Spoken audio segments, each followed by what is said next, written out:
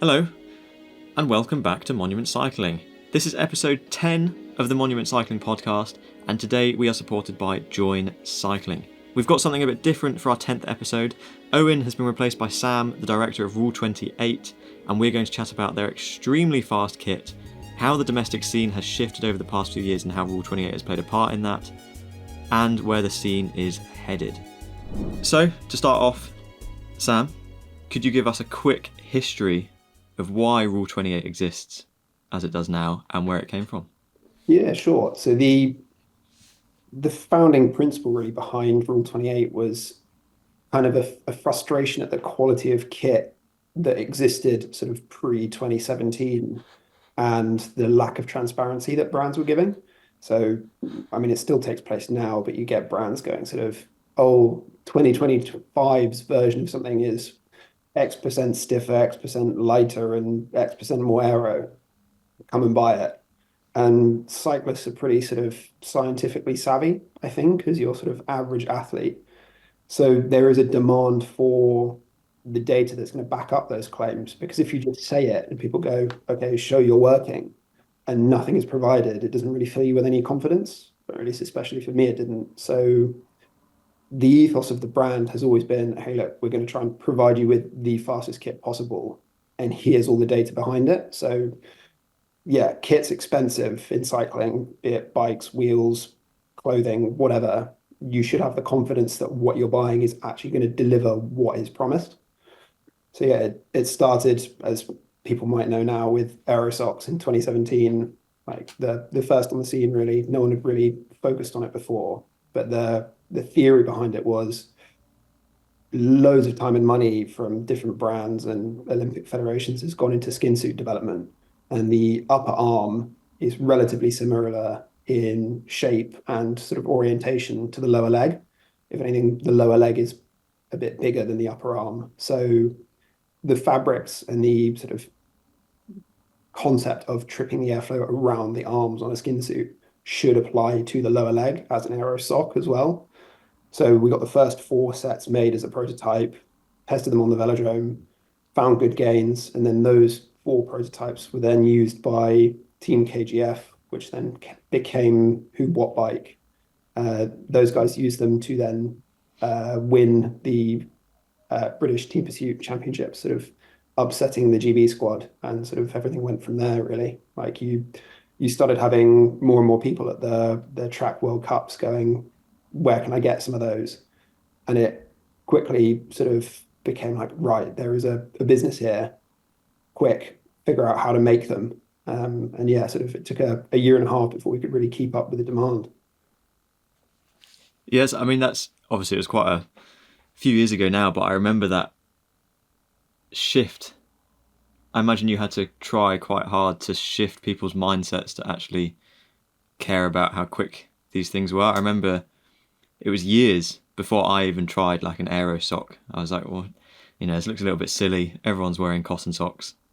That's going to be pretty normal. I remember that shift. It took a long time Yeah. for even me, who picked up stuff quite quickly, that it took years for people to get normal. And now you look at it and you'd be stupid not to do a race without some sort of aero Yeah. down there. It's a funny one because yeah, there was a sort of hate of very long socks back then.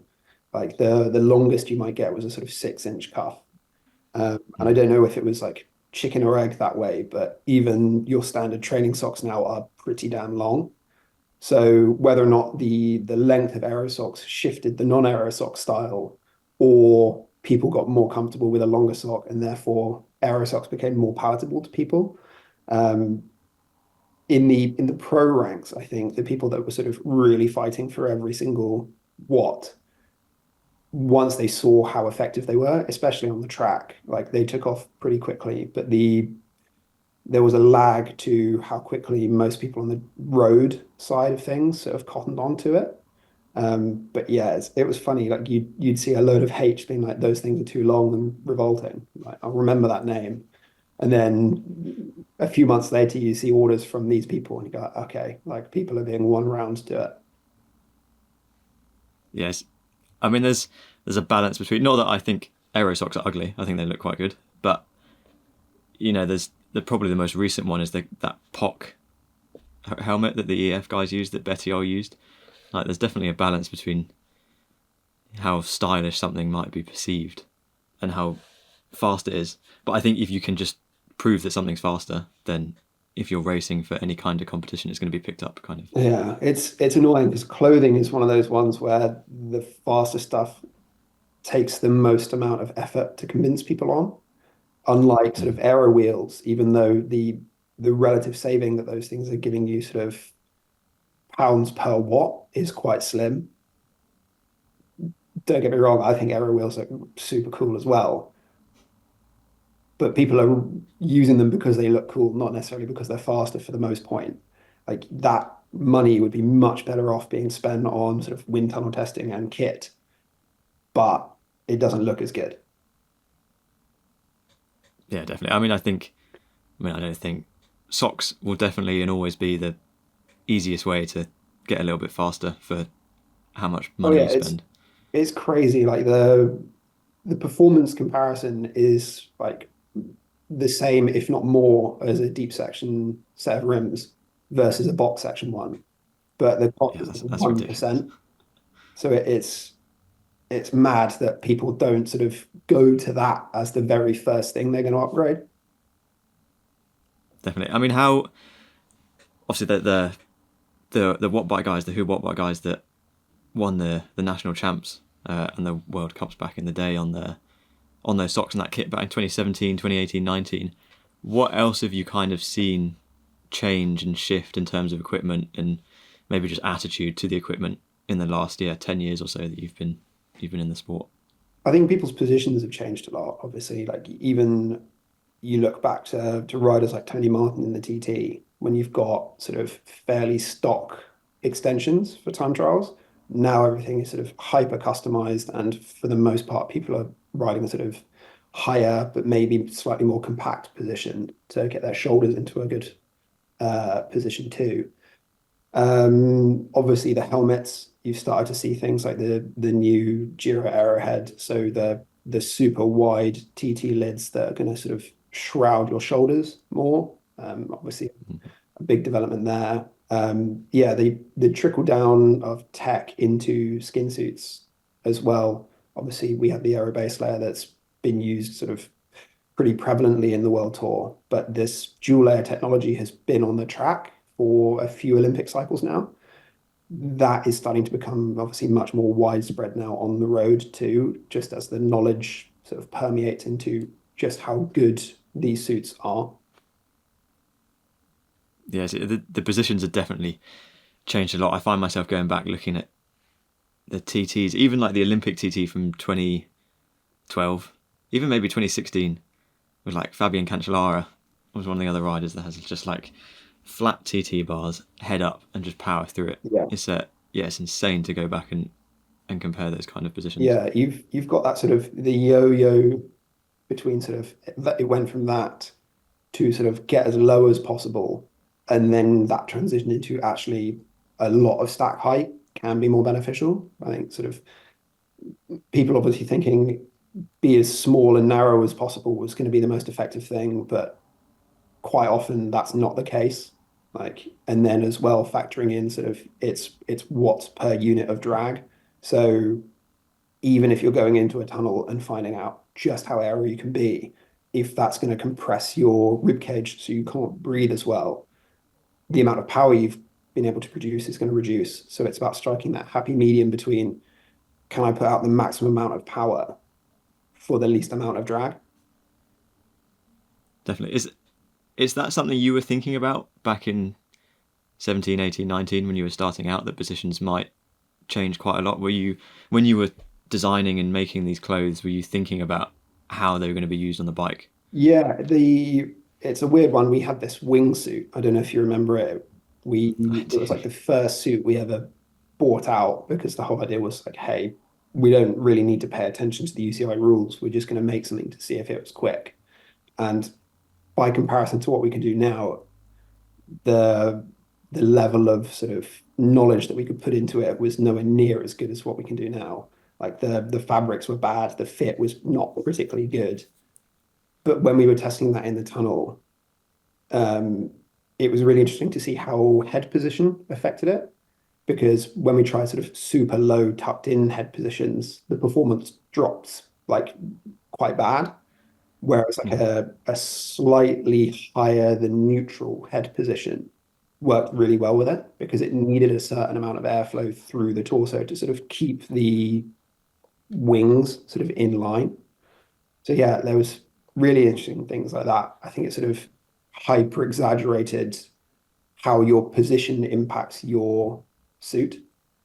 And I think, yeah, it's socks, aero socks are probably the only equipment choice that we've seen that is sort of a universal benefit. Like there aren't many sort of universal guarantees that something will make you faster when it comes to kit besides aero socks. Like the rate of how good they'll be on you might change, but suits can be sort of very dependent on your position as well. So yeah, it's really interesting to see. Like whenever you go to the wind tunnel, it's one of those frustrating things. Like you go in with a certain amount of questions you want to answer, and you always come out with more. Yeah, that's the vibe that I definitely seem to get from it. Do you obviously your Rule 28 is extremely performance based, like it's very well tested. Do you know of any other? Do you feel like you're one of the only brands that's kind of taking that route, that's almost dropping, form and style? It's very much just black and white kit that's made to go extremely quickly. I Do you feel like you're one of the only ones that are out in that space at I the moment? think so. I mean, obviously, there like I think some of the big brands, mainly Castelli as well, are doing quite a lot now. I think to push the performance of their kit too. Callas is another one, but the high tech performance side is always going to be quite a small niche of what they do. For us, it's the one and only thing. So everything is focused on the performance there, and because we're small and probably more nimble than these guys, we can make these decisions that they might not be able to do. So yeah, like the new kit, yeah, it's quite a big jump in price for the 2025 stuff versus 2024. But that's because the fabrics we're using have only previously been used by like super niche world tour or Olympic use. There hasn't been a commercial use of this stuff because it's super expensive. So the bigger brands, when they're churning out kit, probably can't afford to run at those sort of costs. Whereas the whole point of Rule 28 has been like, hey, if we can find a performance gain, we're going to go after it. Talking of performance gains, this episode is supported by Join Cycling. Whether you're training for a race or just want to push your limits, Join offers personalised coaching, structured training plans, and expert insights, all through their app. I've been using Join for a couple of weeks now, and I'm really enjoying the flexibility and clarity it's giving me. It wasn't on my plan, but it's been 3 years since my last FTP test, and I felt good after recovering from a cycling trip in Mallorca, so I slotted in Join's 20-minute FTP test workout and gave it a go. My plan instantly adjusted to my new numbers and gave me a rest day because I absolutely cooked myself. By using our link, you can get 30 days free to try it yourself with Monument Cycling. Back to the pod. So you've supported individual riders over the years, as many small, I don't know, cycling brands do. But this year, in 2025, you're sponsoring the new Raptor factory racing team, which is a new team out of Putney in London, the same guys that are running the clubhouse over there. Why now have you chosen to support a team this kind of way, and why a UK elite level team, essentially? Yeah, it was like it's all come about through a sort of happy circumstantial meeting at Rouleur Live in 2024. It works quite nicely. Like we're based in Southwest London too. They're based in Southwest London, so the connection sort of around where we're working is obviously great. But also, I think it is kind of on the brands that rely on the race scene existing to also feed back into it. Like without teams and without races, there is no market for sort of Rule 28 products. So trying to support that when it is definitely in a moment in need is is something that we feel like we had to do. And yeah, it's obviously sort of turned out with the closing of Trinity and St. Piran that a lot of strong riders are now coming onto that squad. So again, hopefully it's a nice way to get the Rule 28 name out there as well and support these guys as they're looking to progress their careers. Yeah, definitely. It seems like a really positive setup. They don't seem to be trying to do anything crazily different. They just seem to be doing it in a pretty sensible, modern way with the right focuses. And yeah, like you said, it's kind of a perfect time with the rider market. Obviously, unfortunately, getting flooded after a few teams disappearing, and even obviously going back years, there's been teams dropping off at the map for a while. How do you balance? Well, I suppose how will you balance the marketing of supporting a team like Raptor, which I'm sure will take a lot of money and kit and production? How do you balance that with supporting the individuals like Dylan Johnson and the few others that you've got, where perhaps they take a little bit less, but the return might be a little bit more different? Yeah, so it's an interesting one. Obviously, like the US is a big market, and we've seen like steady growth there to the fact now where even though we're a UK brand, the US is a bigger market for us than the UK. A lot of that has come down to sort of the growth of gravel there and partnerships with Dylan. It kind of sort of happens organically, I think, at a smaller level. We don't have the budget to sort of sponsor a big world tour team, even though we've had conversations like that. The amount of investment that it takes versus what I think the return would be for a small brand is just not worth it. But the partnerships that we do have come about through people that we want to work with. And yeah, we sort of the interesting one with Dylan was like he was using the product before we sponsored him. And I think he is a very particular individual like that. Like he won't work with somebody just for the cash. Like it has to be something that he would choose to wear, was he not such a big name. So that's been a really nice sort of organic partnership to do there. It helps that we're sort of able to sponsor smaller individuals too without the need to go for sort of a massive world tour team. It means we can sort of pick and choose the areas that we want to work in. I think I don't think it has been a massive shift in the marketing landscape over the last 10, 20 years potentially, that everything's kind of moving away from big team setups and the rise of like the individual, the privateer. Like you said, I think that does play into America quite a lot Mm. with their kind of privateer attitude. I think it happened a little bit sooner than it did in the UK. Yeah, What do you make of the kind of privateer attitude that is in the US with the gravel racing? Do you think it's something look, that we can learn from in the UK potentially? I think it's kind of inevitable, really. And I've always been a sort of proponent of the idea that like unless you're racing sort of the very top sort of prem calendar, maybe even that A's, that being on a team is a very overrated thing. Like if you're racing sort of an E12 crit on a weeknight, race for yourself. Like it doesn't unless you've got a team that's a group of friends, like you're doing it for fun. Don't put the pressure on yourself of going like, I have to perform and like, yeah, I'm racing E12s. Like, what are the sponsors going to say? Like, don't worry about it. I think it's an unsustainable model that I think is negatively impacting cycling. The fact that it is so commercial at the top end of sort of the professional ranks. Like every team is named after its title sponsors. There's no other sport that's like that, really. So it like that has trickled down into the sort of zeitgeist of what people perceive racing to be. Like I don't think it needs to be like that. Um, and then also, yeah, with the rise of Instagram, like the brands now have like another way of getting in front of people. Like teams are only valuable as sponsorship because they get in front of people's eyeballs. Like winning a race isn't important unless people care about it and people see it.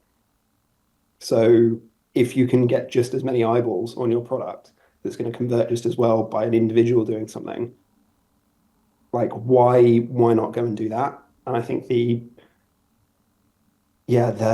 teams are going to have to learn from influencers rather than the other way around. So Hmm. you saw it like last year when Fortran went and broke the Box Hill KOM. Like that got a load of national coverage, and it's not a race. It's because people know Box Hill and people find that interesting. So teams are going to have to sort of understand how they are going to have to deliver in a different way rather than just rocking up to a race. Like producing your own content, doing interesting stuff. If you then want the sponsors to factor in sponsoring a team rather than just going to someone who knows how to work the algorithm. Yeah, definitely. I definitely agree that teams should and need to learn something from that influencer kind of marketing kind of group of athletes. You think, well, no, I'm not going to think back to the 80s, but in the 80s, the only kind of marketing you're going to get as a cycling team is if you win a race, get on the front of a newspaper or something, and that's it. There wasn't any social media, there's no internet to get it around. Now there's just more eyeballs on individuals, and that's just the way it is. Whether you can just argue whether that's a negative or a positive, but that's just the way that it is. It makes it a lot more accessible that somebody can get into it. It gives people more options, and I think like there's a right match for everybody. Like the standard sort of super aesthetic like Instagram influencer probably isn't going to be the right match for Rule28 because our product is race focused. So Mm-hmm. even if it is an influencer, they need to be doing something hard and going fast. Whereas for other brands that aren't race focused, that's perfect. And sponsoring a team to go and like smash something probably isn't worth it. So it's about diving into those niches and finding what's really going to work for you. So I think in general, it's probably a positive thing. You've just got to actually think more about what you're doing now. Mm-hmm. I remember, I haven't read it for a while, but you write some really good, quite regular blog posts on Rule28 on the website, and one of them was about influencers and kind of individuals approaching you and how best to do that. How do you view those kind of approaches from somebody that's kind of on the other side than the side that I'm normally on, that's in the position to give away kit and marketing? Like how have you seen that attitude change perhaps over the last few years as well? It's an interesting one because yeah, you do get like weekly sort of quite a few emails.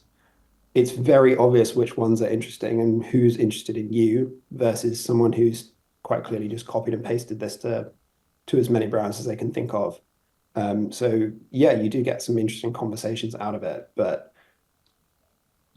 the time and effort that people need to put in from the individual approaching a brand, I think you do need to take your time to do it because you're trying to like speak to somebody and get them to go, hey, part of our budget should go to this person. So yeah, be convincing. If you're writing to them in the language that the brand doesn't read or doesn't write or speak, not a good start. If it's very clearly like, hey, I'm this person, da da da da da, copy and paste. I'm very interested in your brand, too generic. Like go, right, I'm coming to Rule28 because I want to break the 24-hour record on a TT bike. Okay, interesting to Rule28 because we care about speed. I'm not on a team. I'm an Instagram person. Here is my Instagram page. It has this many followers. Here's the content that I've done. Here's what I propose to do. Reduce the sort of uncertainty to the absolute minimum. You want them to just go like, I've read that. Let's do it. Like there can't be any doubt. Just go like, I'm in. And yeah, if you haven't done a lot before, start small. Don't go, please sponsor me for the year. You go, I have an idea to do this challenge. I'd like you to support this. Start off small. If this works, then we can grow it. It's much easier to get a small yes and then a bigger yes than go straight for the big yes. Definitely. I think from my experience as well, it's a lot easier. Well, not maybe easier. I think it's just more sensible to go about it in a project-based kind of thing, rather than just being like, I might post about it doing something. It's something meaningful. It's something that has a story as well attached to Yeah. it. I think that's quite positive.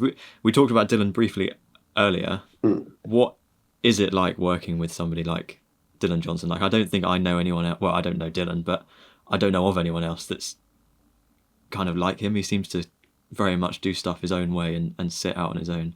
Yeah, I'd say probably I have the privilege of knowing both of them. The closest person to him is going to be Dan Bigham because he's got the engineer's head on an athlete's body. I think Dan is more sort of actually trained as an engineer, but when it comes to caring about performance and driving into the data, and then also combining that with just the engine to go and do something, I think those two are quite unique. So he is like very detail orientated. We did a lot of work at the sort of tail end of last year with him in the wind tunnel and on the sort of rolling road at Silverstone. So yeah, it's been a great partnership, and to see like actually how sort of interested he is in the data and sort of questioning it is great. So sort of going like if this then that. Whereas a lot of good riders we've worked with who've got massive engines just want you to go make me faster. They don't really have an opinion on sort of going, oh, okay, but sort of how does that relate to that? And I think that curiosity, like it doesn't take a full Dan Bingham like working in Formula One, sort of full engineering background to be able to do that. You just have to be curious and then go, okay, if this, then that, how does that relate to that? And just ask the questions. And you can get quite a long way doing that, which is sort of super useful. How important would you say Dan Bigham and Dylan Johnson, and perhaps somebody that I can't think of off the top of my head, has had an impact on Rule 28 over its lifetime so far?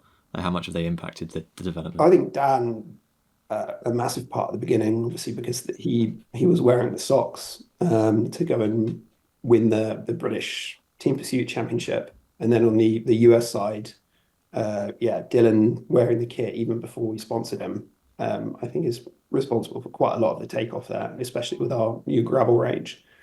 Yeah, I think those two are very good examples of sort of who people trust and respect with kit selection because they know those two have done their homework and they wouldn't go and wear something for the sake of it. They're going to go with what the fastest options are. So yeah, I think the partnership we have with Dylan is very valuable. Yeah, it definitely seems like that. He seems like a very good person to work with. Talking of individuals, you've got a new team, like initiative this year of outliers. Can you just talk a bit about what exactly that is and why it's come about? Yeah, so the kit will be launching in a couple of months' time, but the whole idea has been sort of off the back of personally, I don't think unless you're being an elite national or sort of continental rider, having a team is particularly useful. So we wanted to create something you're going to be able to race under. So it will be a British Cycling and Cycling Time Trials registered club with a kit to go with it that also looks like a pro kit, but sort of isn't sort of emblazoned with sponsors that you might not be riding. Like I don't think anybody particularly wants to ride kit with logos for different brands that they don't use. But yeah, you do want to sort of race in something that looks a bit more interesting than just a sort of plain black or white kit potentially. So that's going to be our sort of entry level offering because yeah, the one and the Neo ranges that we have now are sort of up at the top levels of price and performance for someone that's just getting into racing. Like you might have got into cycling over lockdown and you've got a big engine from doing a load of Zwift races, and now you want to sort of dip your toe into actual races. You're going to need something to wear there. So this Outliers plan for the kit is to provide people with the kit to sort of yeah start racing with. Also, so you've got a new kind of relationship with Harry Mack this year. What is that? What does that look like at the moment, and why have you chosen to work with Harry? So yeah, he's going to be racing for the Outliers team for time trials and potentially a bit of gravel as well. So we made him a national champ skin suit because he's national hill climb champion. So yeah, he'll be representing Rule28 there. It's really come about again. He's a local London rider. I think it aligns quite well by sort of he's going out and sort of putting out insane numbers for climbing and sort of competing at a very high level. not sort of a pro level rider, but yeah, doing it for himself really there. So yeah, it's a happy meeting of minds really.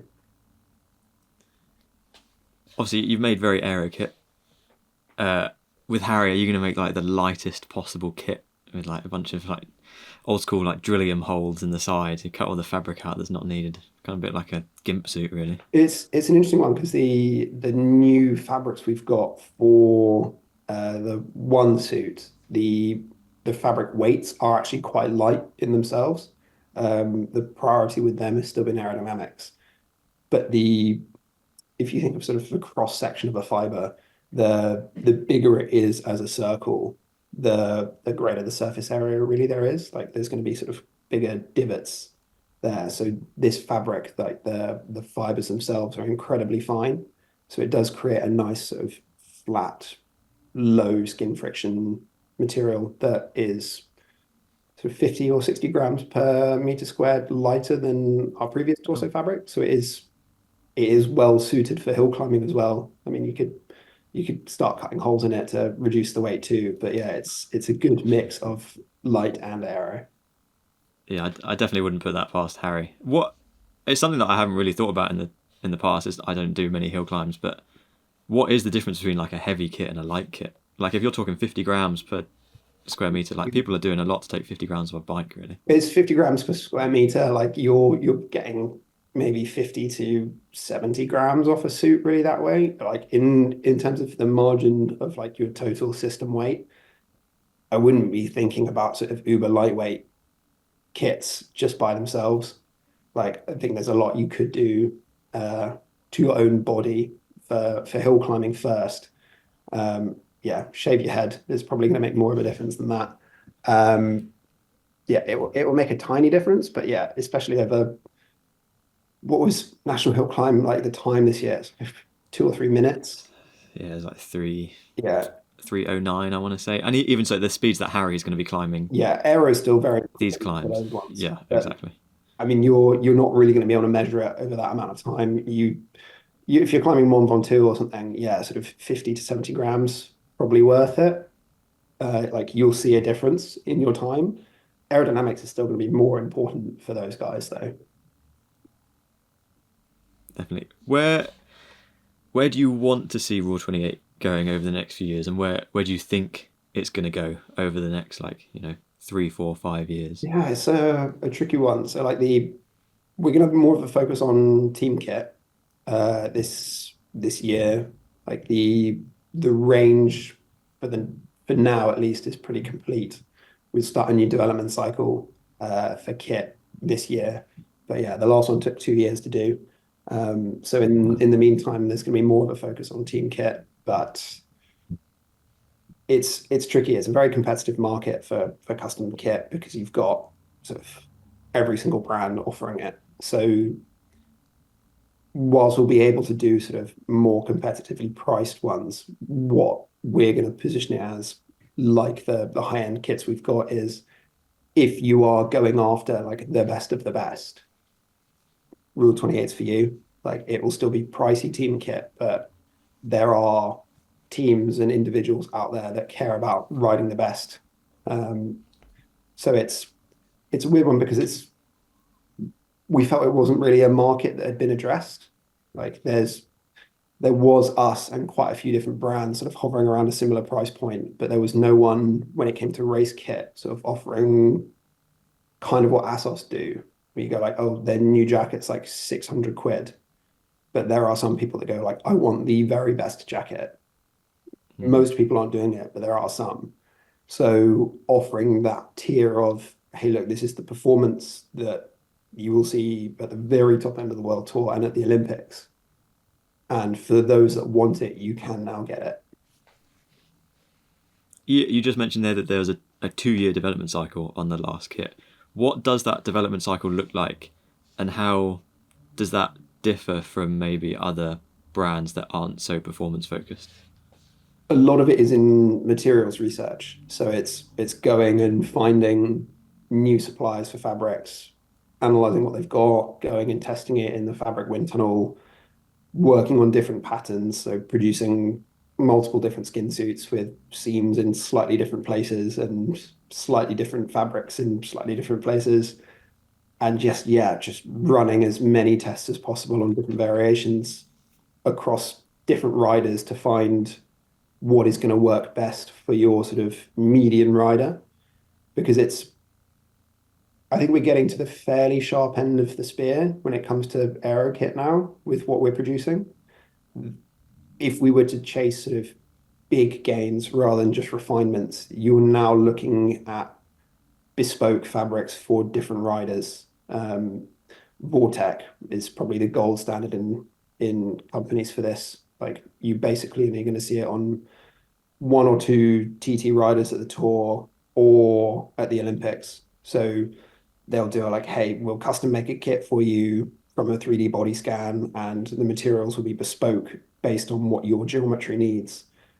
You're then looking at thousands and thousands per suit. So if you're wanting to do something off the shelf, not at thousands, we are starting to run out of places to have a look. So this next development cycle, we've got a few new materials we want to have a look at that are going to play with sort of breathability and sort of diving into slightly more niche uses. So going, hey, there's a suit for slightly more refined speeds, slightly shorter races, or a slightly longer race, rather than sort of an overarching this suit for all uses. So you were talking about kind of team kit and getting into teams a little bit. This, I imagine this is very, very far off in the future, but do you see Rule28 ever supporting a World Tour team and racing it? Although this kind of leads on to another question after this, but do you see Rule28 racing publicly at the highest level in the sport?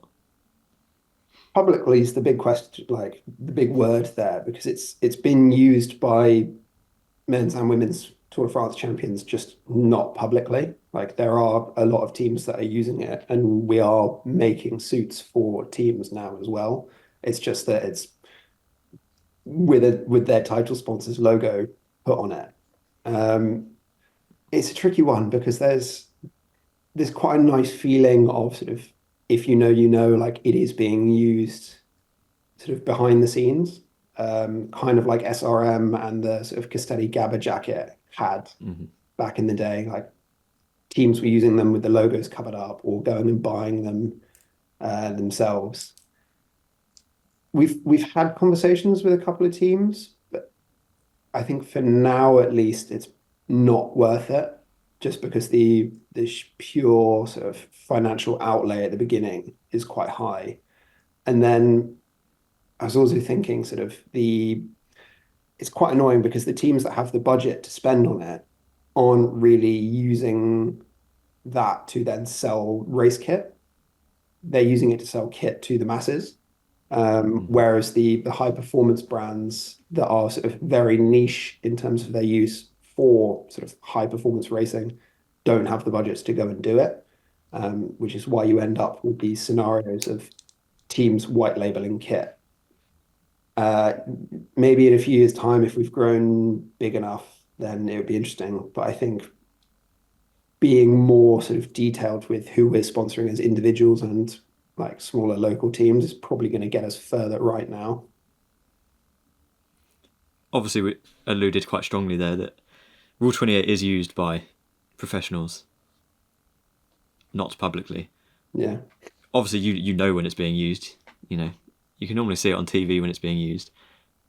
How does that make you feel that these riders are choosing to use your kit? Surely that's like a massive confirmation of all the work that you've done, that it is actually working. Yeah, it's really satisfying, and it's it's sort of relieving as well because you can do all the work you've done and sort of publish all the data and sort of make the choices that you need to make in terms of what you're going to go for. But at a certain point, you have to go like, right, this is the decision. We're going with this to then produce kit to sell. So there's always that fear in your mind. It's like maybe you got something wrong, like maybe you interpreted something wrong. But then, especially for the base layers, when you get sort of reports of teams testing it against sort of everything else and going, right, we need to talk about sort of, we want to do a big order of these. It is reassuring to know, okay, I might have got something wrong, like potentially, but they certainly haven't. And when it's that sort of sheer quantity of people coming to you and either buying through the store or messaging you directly to go like, how do we set something up? Yeah, it's a really satisfying feeling. Yeah, yeah, I can imagine. Obviously, you must spend a lot of time in a wind tunnel. This is a bit of a weird kind of specific question, but as somebody that is just interested in wind tunnels from kind of the outside, what is that? What is that process kind of like for getting inside of a wind tunnel? All that I know really is that it's really expensive and pretty Yeah. difficult. Like, do you have relationships with a specific one? Is there? How Yeah, does that kind of there's work? Silverstone Sports Engineering Hub is the sort of major one in the UK. And I think in terms of the setup they've got is probably the gold standard. I know of ones in the US that aren't as sort of bespoke to sports use. So one thing that the Silverstone Hub tunnel has is these cameras that will look at you side on and from above and front on, and they'll do an edge trace around you on your sort of baseline, so that then if you're making a change in socks or suit or something, you can make sure that you're guaranteed to be in the same position because you can look.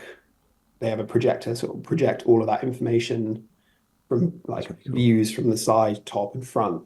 So you just line yourself up within the lines that you did on the last run to ensure that what you're getting is the one variable you're looking at, like socks, rather than like, oh look, your head is high or like your shoulders are further back. I don't think, to my knowledge, I don't think any other wind tunnels have that in that detail. So yeah, that's great. Personally, from my point, I'm not the one sitting on the bike, so it's hours and hours like looking through a window at the rider or just looking at effectively an Excel spreadsheet. And yeah, listening to a turbine go. Uh, but yeah, it's nice to sort of go in and see stuff work. You get a lot of stuff that doesn't work as well, but that's all part of it. Yeah, it's interesting. So are you literally spending like a full working day, 8 hours, basically just trying different thing every few minutes? Yeah, effectively. It does get Yeah, quite so, tedious, and especially for suits where it's sort of like because it sort of spirals out into sort of if you've got four different torso fabrics and four different arm fabrics, then you have a 4x4 matrix there. So there's a hell of a lot of different variants. And then you can start throwing in things like seam placements might change slightly. So it's like it becomes a lot and it's a lot to do on sort of any one day. So you tend to go like, okay, today we'll be looking at this set of variables, like find the best one there, and then you start looking at sort of other options. So you'll look at things in detail and then combine them, and hopefully then you have something that as a whole is as close to the best you can make it at any given time. have you ever kind of thrown anything in for testing that you're like, nobody thinks this is going to work, but we'll test it anyway, and then it's ended up actually being faster than everything else, and it's something that's eventually made it into I mean, development? I think the wingsuit that we did, what was it, 2018 was probably the best of that. Like it was just a sketch at the beginning of going like draw a triangle between shoulder, elbow, and hip and just fill that void in. And it was sort of done purely on just, yeah, sort of the assumption that it would work. Had no idea how well it would work at all, or if it would just be like, hey, look, it's like flapping and draggy. But yeah, we tested it and sort of yeah, performed well, and then sort of you start going to higher yaw angles, and you just see the performance get better and better and better. Wow. Was that ever raced properly? Obviously, it's quite limited on governing Um, bodies, but Obviously not any sort of UCI races. There were a yeah, decent number of like CTT riders that were wearing it. I think it did fall foul of the sort of the fashion police issue because it looks ridiculous again. So yeah, it was a tricky one, I think, for a lot of people to convince themselves to use. But yeah, I mean, it's been tested against some other brands, like latest and greatest kit, and it still beat them, um, which is quite funny. yeah, that's quite good. If you were to try and look into your crystal ball of aero, where do you think the next kind of trends are going to go over the next couple of years? Um, Stack height, I think mainly on road bikes as well. So the the trend we saw sort of a few years ago in TTs, where you're starting to see sort of obscene amounts of stack height between the pads and the base bar. I think we'll start seeing that come into road racing as well. And it's aesthetically like your bike's going to look horrendous unless they start changing bikes. But the slam that stem and you'll be faster idea, like in TTs, went by the wayside years ago. I think we're going to start seeing people transfer that into road racing as well. Yeah, definitely. I think you've mentioned him before, but there's a guy on Instagram that's designing this kind of perfect bike that keeps popping up on my feed with the crazy high stack height. Yeah. I think the riders will transition first. Even now, you can kind of notice that you look at World Tour bikes now compared to World Tour bikes 15 years ago. Like every bike 15 years ago was slammed, -17 stem, no spacers. Now all these aero bikes have like 20, 30 mil of spacers underneath the stem, all of them. And I think the riders will pick it up, and then the brands will have to kind of follow suit. But that's not going to be for like 6, 7 years, I don't think. Yeah, it's one of those interesting ones, isn't it, where it sort of seems really obvious, but until you start actually implementing it, no one does it. So I think that, Mm. yeah, there's that trend that people sort of assumed get really flexible and get your slim stand. Like the only reason you would have spaces is because you're not flexible enough to not do it.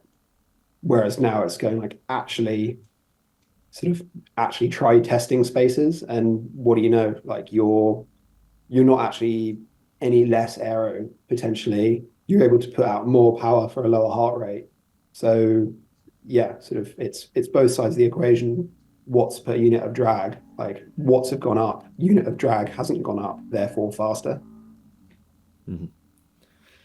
Yeah, I think I definitely agree there. But this might be some other crazy find in like 3 years' time, and then suddenly the industry shifts completely the other direction. That's what makes it. Yeah, I mean, hopefully I wish the UCI was a little bit more like the FIA for Formula One. Sort of you started to see sort of set eras of a sort of technical sort of set of rules, and then in sort of every 5 years you would change something to help innovation keep going. Because yeah, you're starting to see the rule book is now very long from the UCI, and quite a lot of it is sort of closing loopholes. Because brands are obviously going to fight for innovation. Like they've closed loopholes on us before. So there's some Rule 28 gloves in there with the logo colored in. But yeah, it's from a brand's point of view, I think you don't want things to change too quickly. But all these bikes, especially TT bikes now, look effectively the same. And like I know there's been third-party testing on sort of the latest sweep of aero road bikes, and all of all of the World Tour bikes basically test within a margin of error of like each individual one. So people are people are sort of all trending in to the optimal design. So yeah, a bit of a shake up would allow people to sort of start being a bit more creative, I think. Definitely. We spoke about gravel in America earlier. There's definitely a rise in gravel racing in the UK at the moment. What do you kind of make of that? Obviously, I think there two UCI rounds. There's one in Scotland and one in Wales at the moment. What do you I'm make of the rise of gravel in the UK? I'm very pro it because I'm not racing anymore, but when I did, sort of either you're limited to a crit race or a road race, and the enjoyment factor and the sort of barrier to entry to quite a lot of people is very high. I think gravel benefits from the sort of same effect that marathons have, where there are some people that will be targeting a specific time, but then there's a load of others that just want to go and do it. And it doesn't really matter on the Mhm. time, just finishing is fun enough. So I think, yeah, cycling has been sort of long overdue that at a more competitive style than a sportive. And yeah, I think just as a visually, obviously a lot more interesting than a road race or a crit. Will be more fun to go and do, safer, like racing on a dual carriageway for a TT or sort of A roads in a road race where sort of you've got not closed roads, like you could be overtaken by cars or there's cars coming the other way. It's just a bit grim. So I think gravel offers that outlet in a much nicer environment. Yeah, definitely. I'm all for making the sport more accessible. And like you said, TTs. I don't want to do a time trial, and I've been cycling for quite a few years on a dual carriageway because it's just not safe. Like, that's not accessible for any newcomer, really. Mm. Crit racing is a little bit elitist. Like, I don't really like some of the attitudes around that. Road racing is also on open roads. Like, obviously it can be fun, but I think it's still pretty dangerous. You get away from the cars, get away from this like super, high spec crit racing or whatever, and it should get more people in. I think, yeah, I agree. I think it's There's a place for all of them, but I think it's the great thing about gravel is I don't think it's not trying to crowd out anything else. So like mhm. it's this whole new thing that's like positive sum rather than just sort of a fixed pie of race styling. Do you see it as an owner of a clothing brand? Do you see it as just an extra marketing opportunity as well? Obviously, it's a lot easier for I people think to. it's yeah, it's beneficial because obviously we can go and do wacky stuff like a gravel suit. So if no one knows, like there's a an aero suit we have where we've integrated a big pocket on the back for the reservoirs that people tend to run, like camelbacks. Because until now, everybody's just been racing with a backpack, which Mhm. like my hope is that people realize how bizarre it is. Sort of, it should be integrated into a suit. It's more comfortable, it's cooler, and it's more aero. So, like, yeah, use it. Um, it's beneficial for us because obviously, sort of, there's no real team side of it, so people can wear whatever they want there. So, wear a Rule 28 gravel suit. Like, there's no reason not to. And yeah, I personally think it's more interesting to look at. It's again benefited a lot, I think, from YouTube and Instagram because people can film a gravel race and it's visually interesting rather than filming a crit race where it's sort of like, okay, you start to feel dizzy just watching the same thing again and again. Yeah, I think I saw a little bit of pushback on the Camelback gravel suit because it does. Again, it looks pretty funky if you've never seen it before. But I'm like, when you compare it to wearing a backpack, like Yeah, it is just a kind of, again, probably a couple of years time, people are going to think we were stupid for racing in backpacks and not even thinking about it years ago. yeah, it's an interesting one because you've like obviously we've tested it and like it works. Sort of there's no issues with it sort of sloshing around or you overheating. But a lot of comments were like, oh, is this going to be a sweat box? And you think sort of well the alternative is wearing a backpack, which is going to heat you more because it's covering more area, and Yeah, then going like, oh my, the water will get super hot. It's like it takes a lot of energy to heat water up. You're going to drink it fairly quickly, and you can freeze it and just have it as an ice thing. It will cool you down on a hot day. Like there's no downside versus a backpack in terms of any of these things that people have been talking about. Like it's just as secure, it cools you better, and it's faster. definitely. We've kind of chatted about some, you know, fairly serious, avoided all the kind of gimmicky questions of what is the most aero, Sam. But if you were racing now at elite crits road races in the UK, what would your dream setup be if you weren't limited by necessarily what brands were actually making right now? If you could just snap in every single part of your setup, what would you be running at the moment? I'm biased, obviously, but Rule 28 clothing. Um, I did back in the day basically get to race my perfect bike. It's kind of outdated now, but I would have yeah Envy or like two engineering bars, so you can get sort of super narrow on the drops, but I mean super narrow on the hoods, but wide on the drops. Like it's a pet peeve of mine, sort of inline bars for sprinting, because you just end up smashing your wrists against them. Oh, I don't really know on a frame. Um, it's a tricky one. Like I've got a Canyon at the minute that I'm pretty happy with, but I think sort of going for that new Colnago is like it's I'm coming around to it. I've never been a Colnago person. But yeah, it's I just yeah, I'd do it just for the looks. Like I don't really care if it's a love it or hate it thing. Like I think Rule 28 sort of embodies that as well. Like there's a lot of people that have sort of thought that everything is horrendous and then it sort of slowly come around. Um, again, I don't know if it's fast or not, but I think for the sort of outrage it would cause, it'd be quite funny.